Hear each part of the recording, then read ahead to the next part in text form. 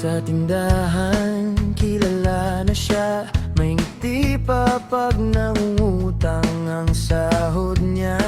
Pagdating pa lang, pambaon na sa alak at singalang.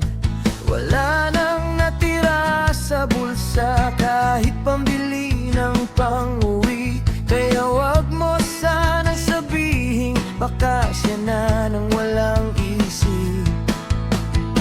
Mag-isip ka muna bago ka ma-fall. Kasi sa'yo, sinta, hindi siya yung final call. Huwag mo nang sagutin yan, iwasan mo na yan. Ipagpapalit ka lang sa red horse niyang laman. Huwag mo nang sagutin yan, iwasan mo na yan. Baka sa uli mo lang marinig ang paalam. May listahan sa red horse, parang love letter araw-araw. Utang niya'y mas mahaba pa kaysa sa pasensya mong taglay.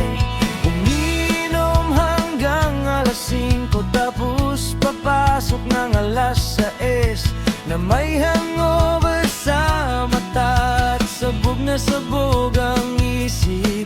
Madalas late sa trabaho, mabilis din siyang matatanggal.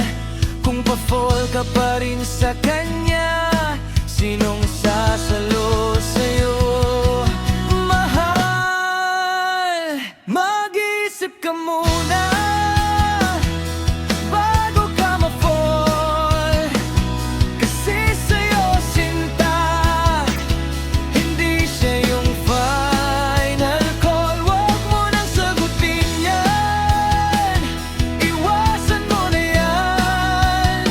Ipagpapalit ka lang sa red horse niyang laman. Kaigan lang to, oo, kaya masakit man.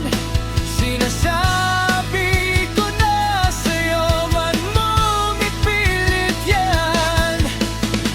Hindi ka kulang, sinta, hindi ka nauubos. May mga lalaking ganyan, nauna ang bote sa puso. Huwag mo nang sagutin yan, iwasan mo na yan.